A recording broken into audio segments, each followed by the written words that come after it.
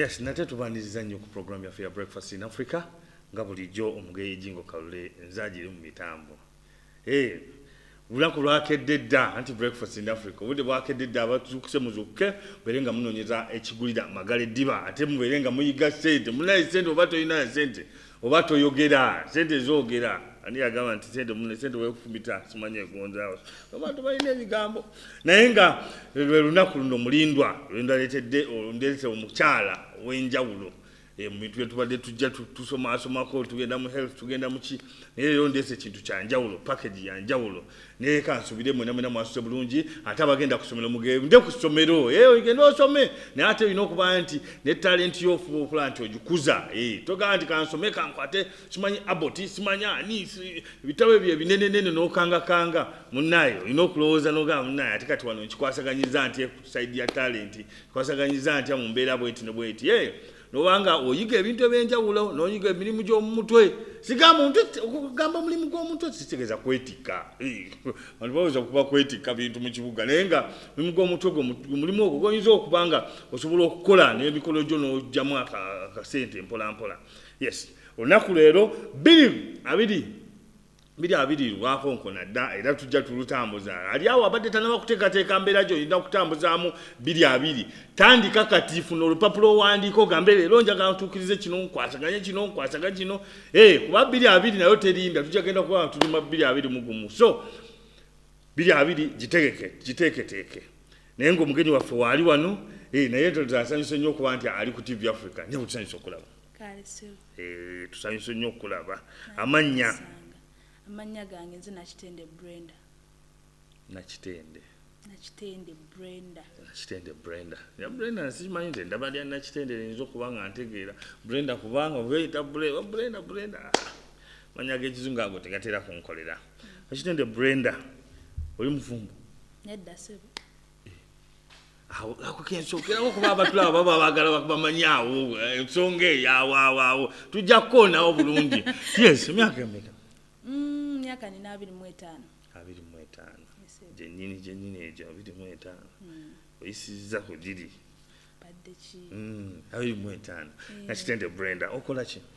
Ndi muzannyi wa basketball ate era ndi coach. Wa basketball? Yes, wa basketball ne netball. Yes. What? Nzanya basketball at the same time ne coaching emizannyo ebiri. Manye emizannyo mingi mutu of course naye waliwo ejo gye nasalawo specializing Brenda azanya basketball ne netball ne football naye muzanya kati kanje kututisa buli kimu jagamba okizanya you can't tell me you can play every game. Of course you have already a primary game then nezina endala zoyongerezaako naye kale kyenyinza okugamba nga game yange ennyo your real game gye mbaddemu nnyo yes it's basketball. Yes. Of course ne netball muzannyeko ku ddaala eddene naye for now nasettling on basketball. Ku myaka 25 ozanya basketball. When did you begin playing basketball? I started playing basketball in my 2008. That was Senior 2. Yes. Okay, that's when I started going for outings.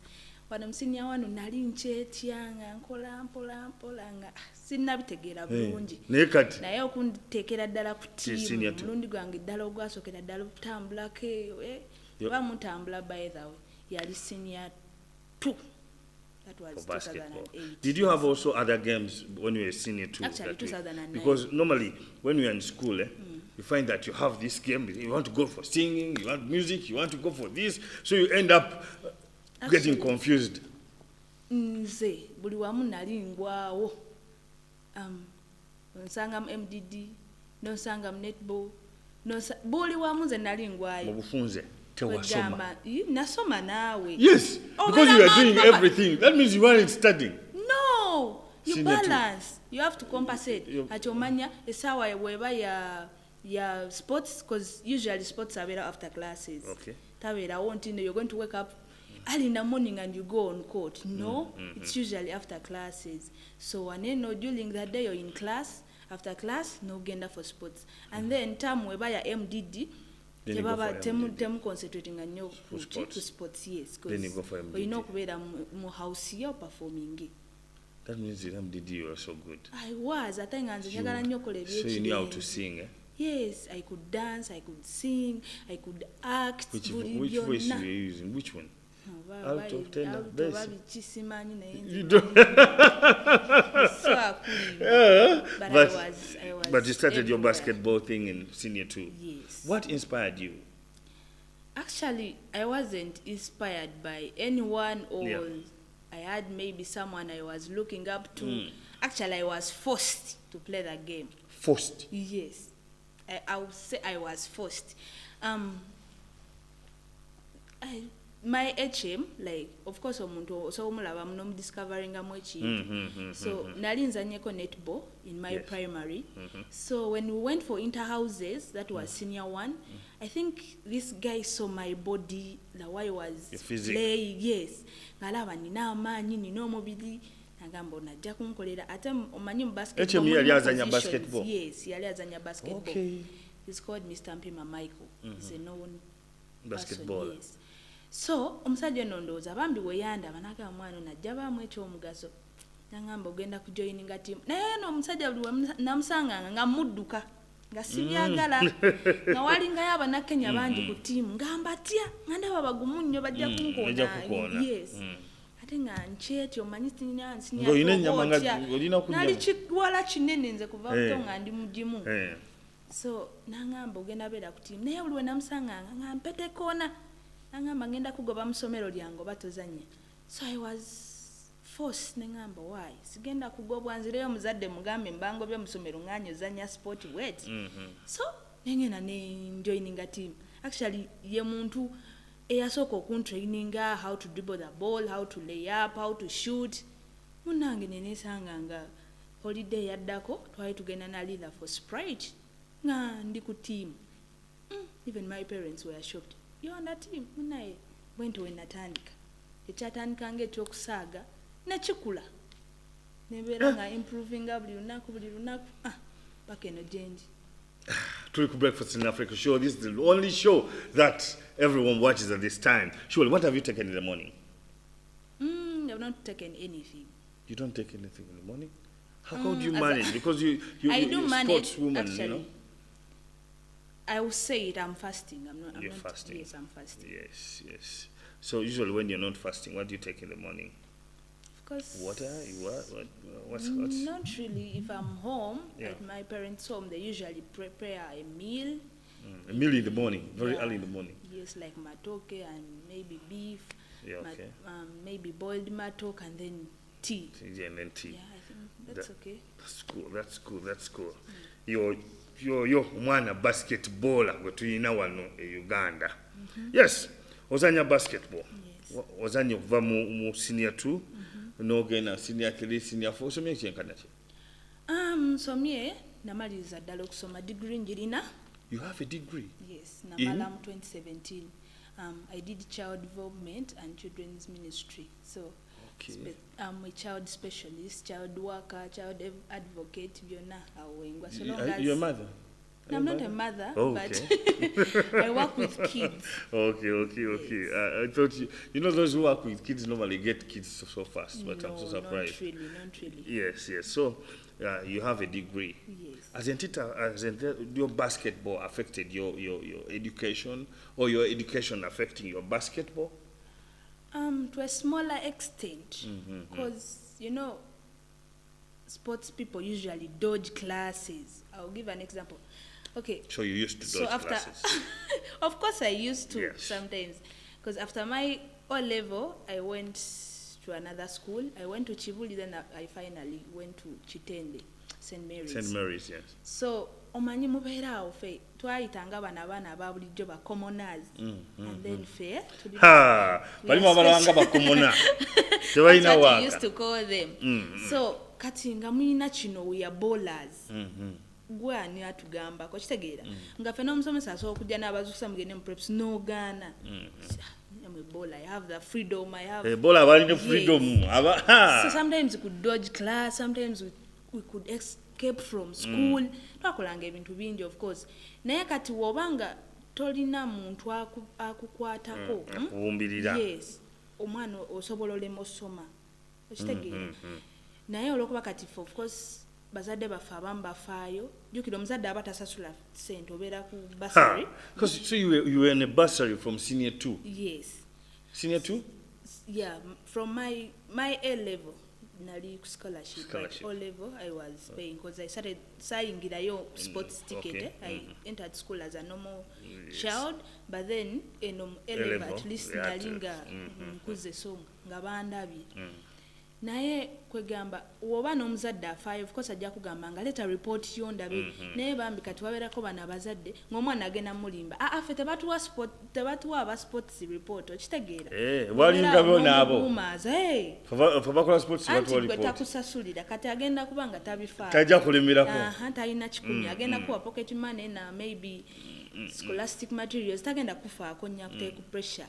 So ebiseera ebisinga weesanga bambi abaana abo nga tebasomye ng'abadde mu ssomero gye emyaka gyonna naye nga tavuddeeyo na results kano maliza ye ng'atunuulidde kitone n'atamanya nti ate maaso alina future gy'alina okubeera nga agoberera oba ne dream yo of course olina okuba nga obeera nga okiteekako amaanyi but then woba tolina muntu ono akubeerako n'agamba genda mu kibiina akusinjikiriza weesanga nga ogenze bwotyo naye kati nze munaye nalina abazadde abafaayo of course I had other siblings in the same school naye bo nga basasula kati nga of course wajja ku vidi agenda kugamba results zo ziruwa okitegeera and then sometimes mulindwa ng'oyo ng'atuyita every end of the term ng'abayita n'abatuuza buli omu ndaga report yo kati of course togenda gana next mulindwa yennyini nga yejasaba report yes nga nali Nakitende batema abazi at the end of the third term bakutema kati ogenda kwennyonnyolako otya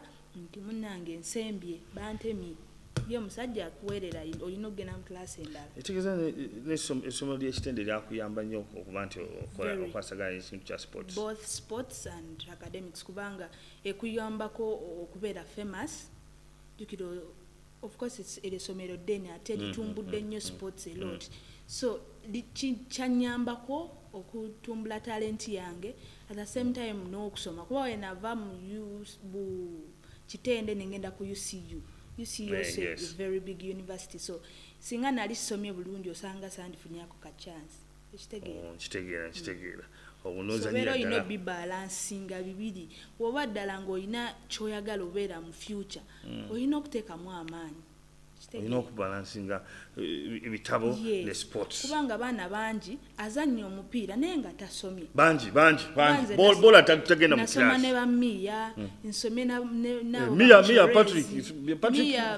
Mia wa Uganda Cranes nsomye ne ba Eunice all those famous guys when I nsomye na actually were in the same class with me tikiza class ya muyina yali yeah most of the not okay the all class cause class eberamu abana bandi mutula abana ngo babibiri babichi but most of those guys were in the same class with me so twafayo of course ne wakolanga emizanyo mingi lwaki wa choosing basketball mizanyo gyo ngambe wazanya netball wali oyimba wali lwaki basketball nalemera ku basketball kuba nalabanga aina kye yanfuula kubanga netball namuzanya yes naye sagenda munnyo mu competitions nyingi usually basically competitions na single genda muzalinga za basketball nationals East Africa kitegeera Sprite kale gwe nsinza okutravelinga mu nnyo netball nsinza muzanya ku university because I had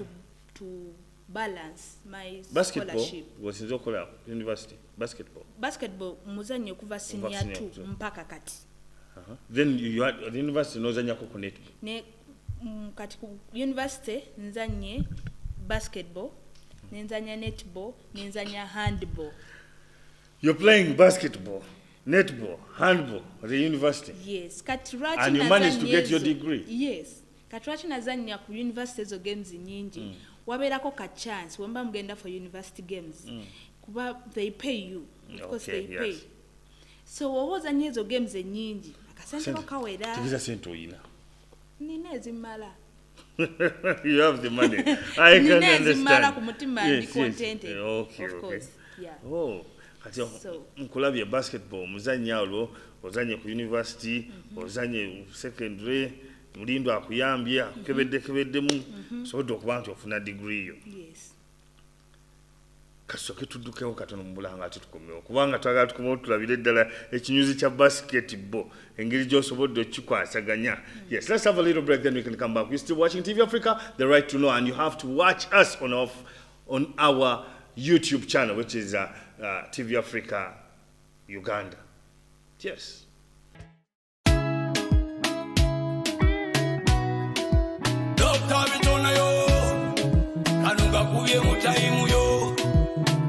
Problema Lucas with production time Doctor Vitona this one time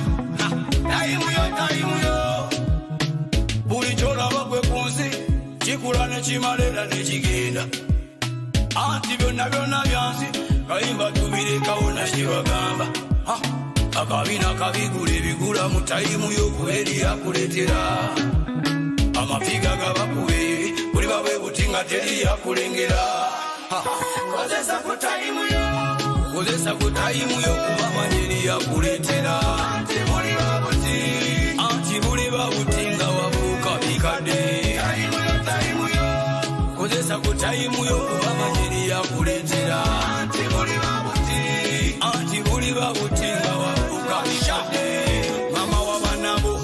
mama wabanabo yakulumya kulusi tafumba sire kwini je yaba na mufura ikade abaziza bapanawo yachikubande yeita katonda namnyigira na mufura katonda namnyigira na mufura ikade abapiki famaika yachikuba iswaka nilisuka Johnny Bulaka je yaba na mufura ikade tajoza kamilioni Dr. Jose yachikuba nganiwa mutayimba laba bitone je yaba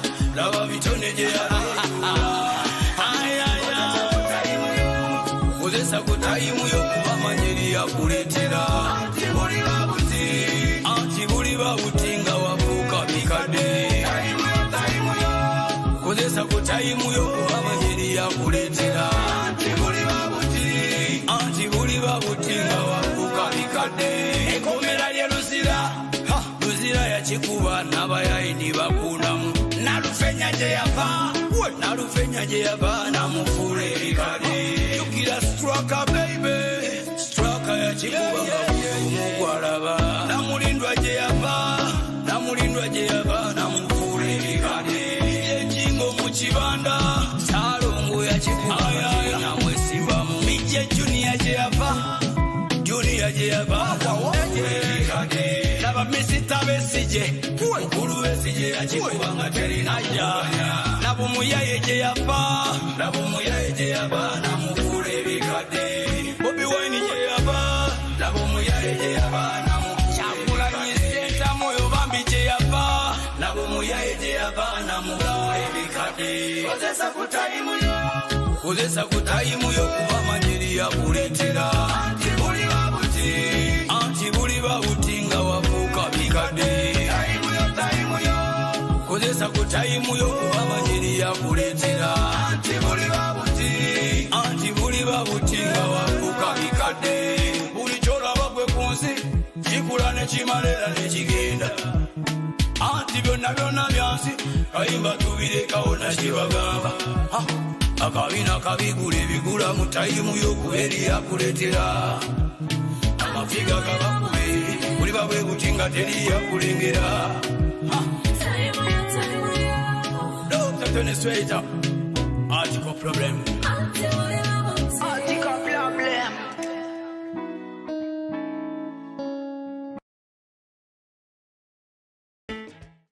Yes, mukulike yonyo neje mubadde anti ochali ku TV Africa, The Right to Know. I think a Breakfast in Africa is the program right now that you're watching. Yes.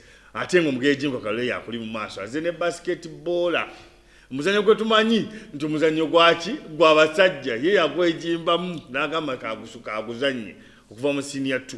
Muzanyo guno gwa basajja. Chichi twafuna mu challenge awo. It is a men game, that's how I feel. Because it needs a lot of Yes. Basketball.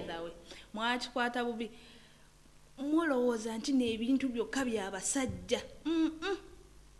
Yes, basketball is a... Nedda n'ebintu mulimu n'abakazi. Waliko, of course, abasajja muyina omupiira ogwammwe size yammwe gye mukozesa. Naffe abakazi tulina size eyaffe. The balls are different. Yes. The balls The are size, different, but the rules... Tubuulire size eba ifaanana eti. Ffe tukozesa size 6. And men? Men use size 7. Okay. So what's the difference? All of them are balls. They are balls, but they define the size. So you can't use the 1/7, size 7? I do. I can use it, but it's kind of big. So, manife batukenderezaako kumanyi. Yeah. Now kiriza. Batukenderezaako kumanyi. But anyway, it doesn't matter. Olaba kubeera ne mu football waliyo abasajja waliyo abakazi. Buli muzannyo kati bagenze bakibalansinga gender balance. So how haven't you found challenges like this is a man game and you know, and by the way, me I find it easy playing with boys. Because bampa motive, bampa amaanyi. Nze mazanya n'abalenzi mzanyanga musajja nange mbakona konaawo. I'm getting scared. Don't be scared. You play with men and yes. I'll call my producer and he'll play with you one time. It is okay. Let him come one-on-one. Eh? It is okay. It is okay. Yes. Ate ufetuzanya gwokuba yafuluma. Ate tafuluma anywawo ekidomola ky'amazzi. Buli game gye mu muwe ekidomola ky'amazzi ng'akinywa. Omukuba 2 ng'anywa ebiguma 2.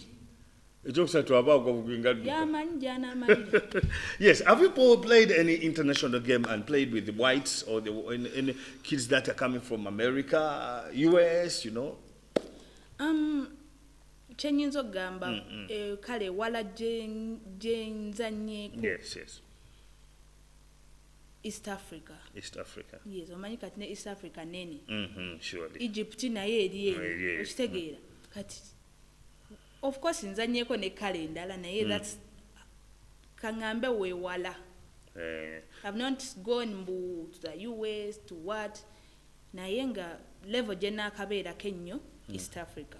Fenga TV Africa would like to know the difference between you as a black woman playing basketball and the white woman playing basketball. What's the difference?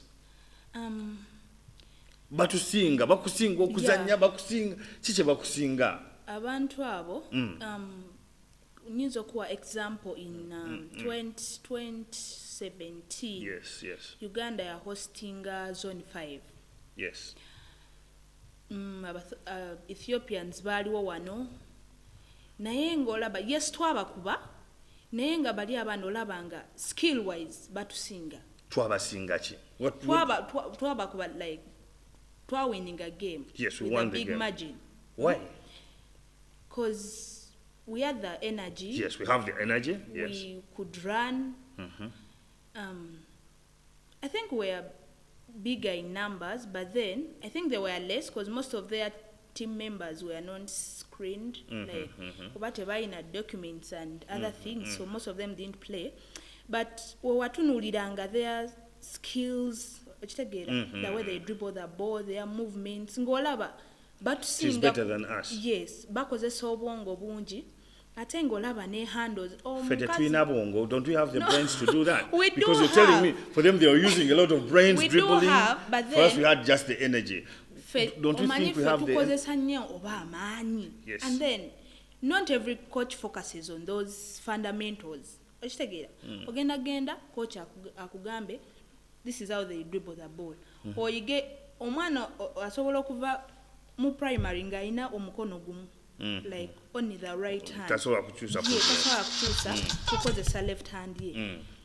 To be honest, I started using my left hand at the university. Okitegeera.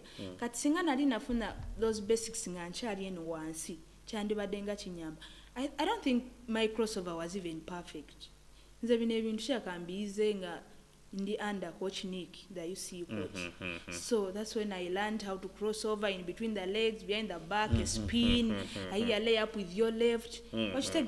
So ate wobanga omwana omujje wansi ng'omuwadde all those olaba bano abazungu omwana ava buto ng'ekintu ekyo akikola kizibu nnyo osanga omuntu agenda n'okugenda akole move finishing with the left so that's hand. the point that you're putting up. Yes. You talked about the brains, you talked about the dribbling, and you said you had the energy and you won the match. Yes. So now you're coming back and telling me, for the whites, they come right from the childhood playing the game. And for us, we start secondary, university, that's when we try to play the game. Yeah, walaba omwana wa discovering omwana we nti alimu eno talent agenda tandika there and then right away from omwana oba abadde ku myaka 3 amufunire ne trainer okitegeera agambe nti no okay JB you're going to help me coach my kid okitegeera omwana oyo amukeze nga buli ku macha amutwala abere ne private coaching kitegeeza otubanga ekyo tetubadde tetukiina kitegeeza tubasinga just because yes we are better than them just because we don't have the training, the enough training. We don't have the training from the childhood, but we can win the match. Yeah, we can. I realize it. Yes. And for them, they have training from the childhood, and they can't win the match. Do you see the difference? So what are you trying to... Yes. It's you telling me, because you've told me. We won the match. Ombuziza ogeraageranya ffe ne bali kiki batusinga batusinga okuba nti batraininga kuva wansi babeera nga skill bagiina kyakisinza okutta kati nsobola okuwa example nsobola okubeera nga ndeeta omupiira ogwo kati kangeze nga defense endi wano nenfreezinga nga siina kikyenzizaako kubanga nze nzize mmanyi ngenda namukumu kati wensangayo defense anagamba nti oba kancrossinge over oba nkole spinning ndeke omusajja ono ngenda endinga up nga ntaninza ova omupiira ogwo kuba siina any other second thought gye nina kyengenda okulesa omupiira ogwo kitegeera lwaki tebaawo anti ekyo kyeggambye nti ffe tetukozesa oba tetuva wano wansi nga oba kangambe tetukozesa nnyo bwongo bwaffe we don't use our brain that much I watch WNBA naye omuntu afuna omupiira nga manyi kyagenda okukozesa asomye nti wentwala drive nensanga defense nina option endala naye ffe osobola otwala drive defense nejja kyekisinza okutta talent z'abantu mu Uganda. What is really making the talents of Ugandans? Because we Africans, we have the talent, we have the energy, we have the zeal. But what's the problem that makes people? Because we realize I was in P4, and the kids used to play football. I used to play football too, and good guys could play football. But by senior 2, people drop out. People lose hope. People lose everything. I don't know why. Why is it that we lose it all? It may First, it may be facilities. Facilities? Yes. Osobola okubeera nga gwe nga gw'omwana kangeze obadde mu ssomero lya primary nga mulina ekisaawe mulina buli kimu then ogenze mu ssomero kampe example I won't mention any schools name maybe kangambe essomero nga baba baliyita Kamunyu nosanga essomero nga terina kisaawe terina kyeriri like they don't even have a court pitch. Jukira omwana ozai oyina talent yo. Kati ogenda kweyongerayo otyanga tewaliko wosobola kusambira mpira tewali coach. There are schools nga boba focusing on ku academics yeka. So nga ate gundi yaferi Ministry of Education and Sports. We have to balance both.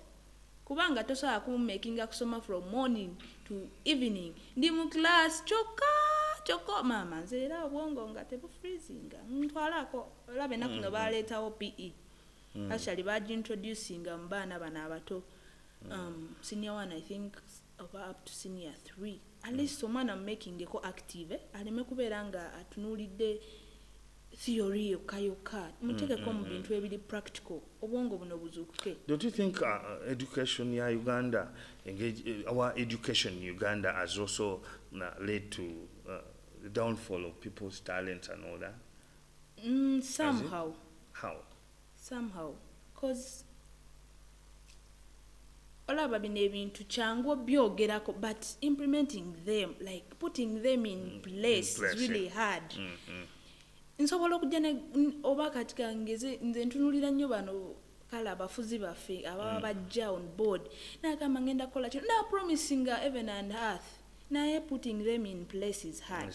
Okitegeera so nga ate nze banne kati I'll give you an nze ndaba essaawa eno talent etutta abaana wala nnyo banenze era nze olumu nkwatibwa ennaku wendaba omuzadde ng'agaana omwana we ozannya sports oba okukala okugetinga involved mu kintu omutima gwe kyayagala wabanga alina passion muleke okitegeera tomanya waawo gyagenda laga.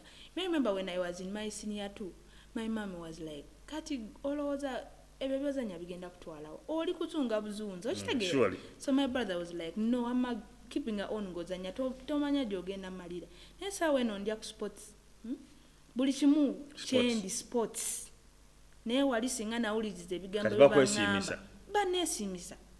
I remember one day my dad came and thanked me naga Brenda weebale singa si sports on wamanyi how much Kitende kids pay okitegeera they pay a lot of money naye omwana kwegamba kiba kirungi n'omuleka nakola byalina okukola. Yes, kuba olaba omwana omuto o discovering a talent ye wano nga muto olaba abazungu abo kye batusingako walaba omwana we nti ali more into singing omanyi omwana ono omudiscovering ambyakola nze nakola child development no omwana omuto olupapula n'omugamba kuba famire yo ku lupapula ajja gikuba ne waba mwana wa myaka 2 ajja kikola oba omugambe omwana oyo abaana abo osobola bategeera mu bifaananyi ne waba alina ekimutawaanya mu bwongo asobola okukikulaga wano ku kifaananyi.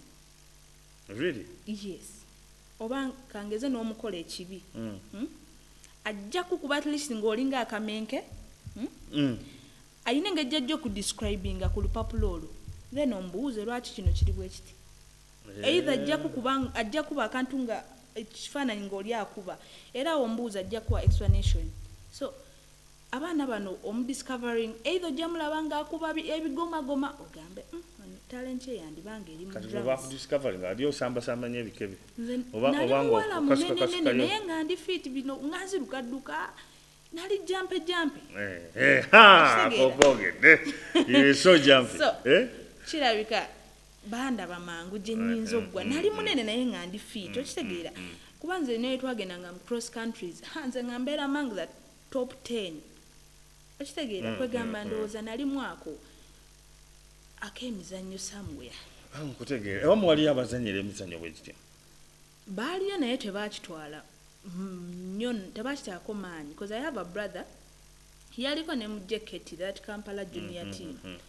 They even went to Kenya but ndowooza by then omuntu eyali agi running nga teyali trustworthy because they reached that side n'abaddukako ndowooza by then mwali tenaba settlinga bulungi naye bazannyeko naye tebakitutte nnyo wala nze kaabadde singa si basketball ono if it wasn't you playing basketball what would you do?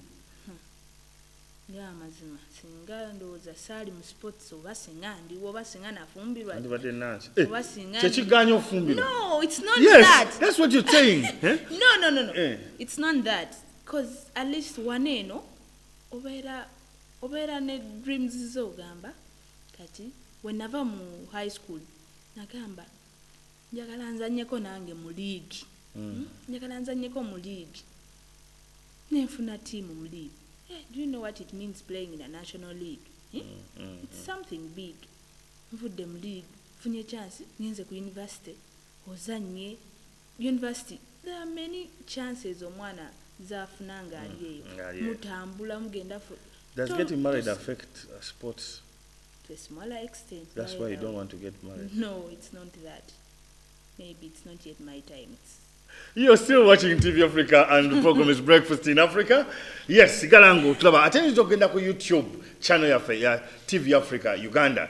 Kuliko logo yaffe bulungi ojja kuba otulaba. Naye nga tugenda kukola segment esembayo ate yegenda kubanga eyo kyabwocha. Sigalango laba TV Africa? Yeah.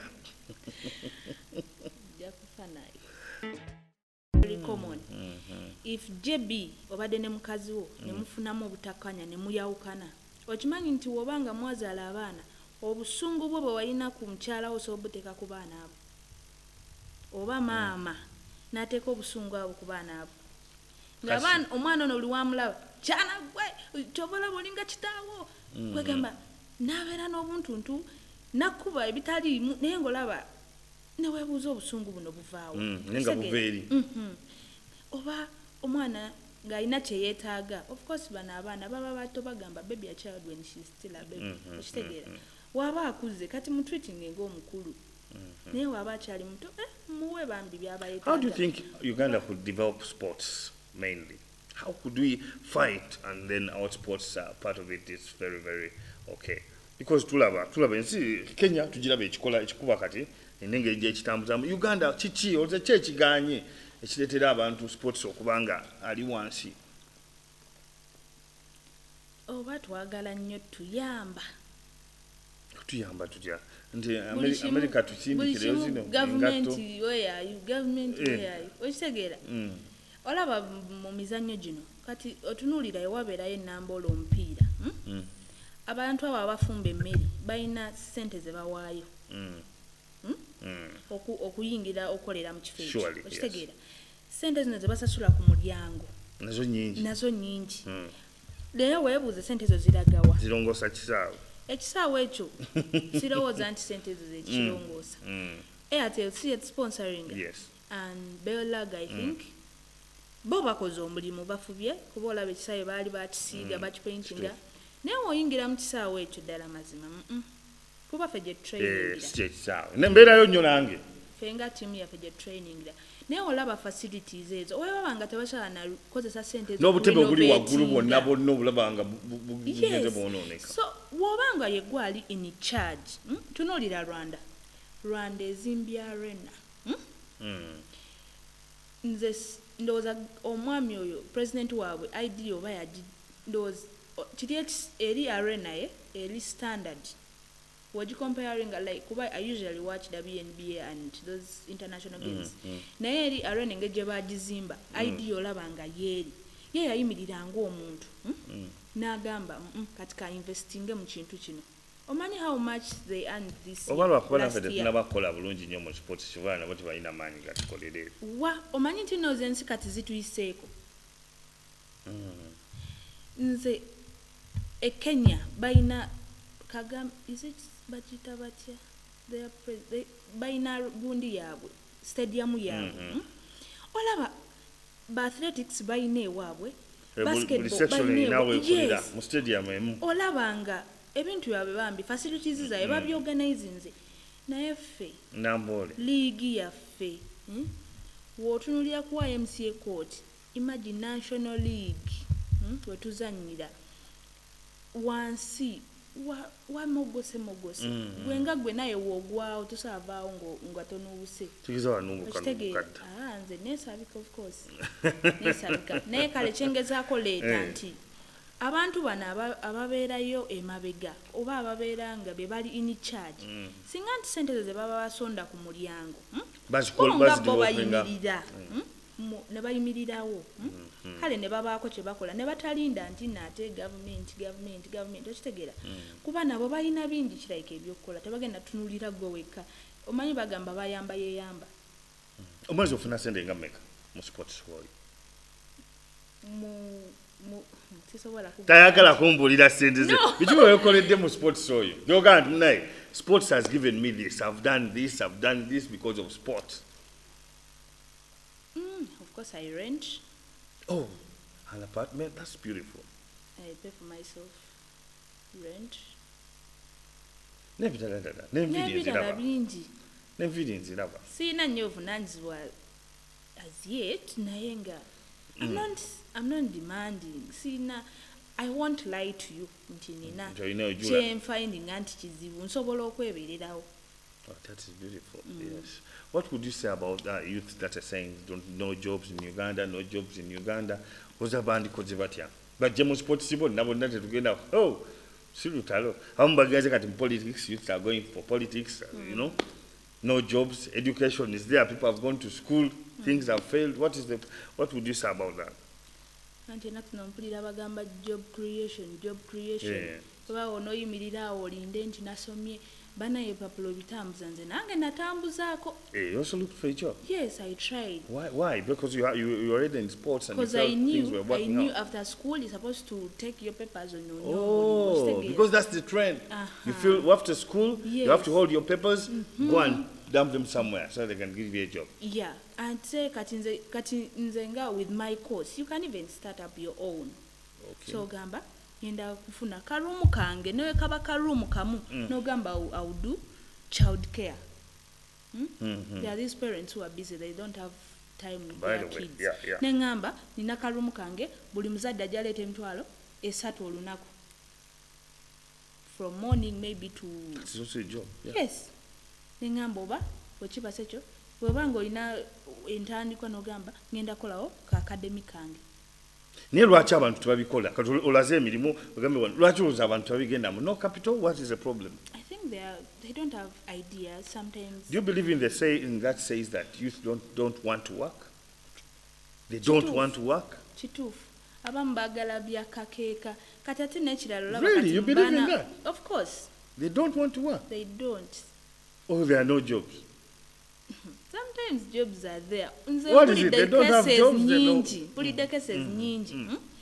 Ng'omuntu bamuwa n'omulimu naye omanyi abaana abane tukulidde mu family background za njawulo. Oli bamuwa omulimu. Naye n'akulaga nti ayagala agende ku mulimu ssaawa 4. Watuuka agenda ku music we. Tafudde nayo. Your fellow girls are looking at you and you're saying there are jobs but they don't want to work. It is okay, I'm telling you the truth. Because me myself, nkozeko ne daddy wange once, of course he has a company chi. Naye nze mbiraba oli najja ku mulimu late. Olumu abantu baba tebafa kibandowooza oba nature yaabwe ng'oli. So there are jobs in Uganda? Of course jobs are there is work? Yes. But then But youth sometimes don't you want to also work. be creative. Kati nze nga nze kati ngaba fellow sportsmen.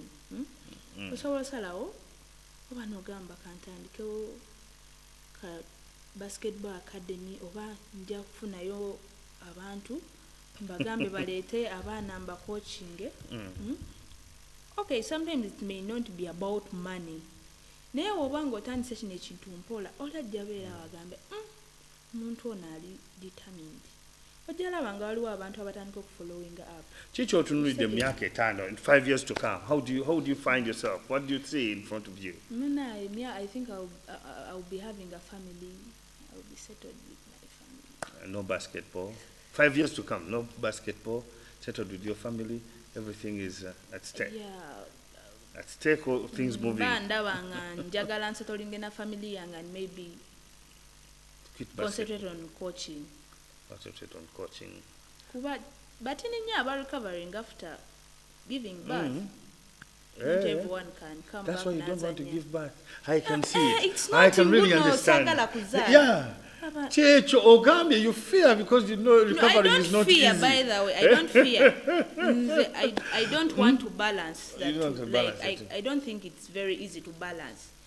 If my game is at maybe, I don't know, sometimes we play very late. You have kids. Bakulinze wakencha balina ogenda kusomero. How are you going to balance? Sibula batulaba. Yes, you're watching TV Africa. Jagala sibula batulaba kati baji batulaba bagala baberenga bakuulira bulungi obasibule. Baba buli ne wabayinza okusanga ngozanya basketball bakoyoteko. Banaye ensibula mwenna abadde batulaba amanya nsigadde nze Nakitende Brenda. Nzanyira JKL Lady Dolphins. Aba banjagala okunsanga of course. Nzanya mu National League ya Uganda ya basketball. Tumira ko mwami ko tali otumira ko mama. Of course ntumira family yange, ntumira daddy wange Serunje Robert, tumira mami wange Namilu Harriet ne Naroga Mary, tumira baganda wange bonna bandi so aba mentioning nimba malayo. Ntumira abakozi bannange aboku James Cambridge International School, Butabika ne my teammates JKL Lady Dolphins. Yes. Mbadde mu Chalaba TV Africa anti-program Breakfast in Africa. Tuna program nyingi nnyo ezikyagenda mu maaso awo. But you can watch us on our YouTube channel. Programs in Ninja, we have Henemesu, we have Secrets Revealed, we have very many programs on our YouTube channel, which is TV Africa, Uganda.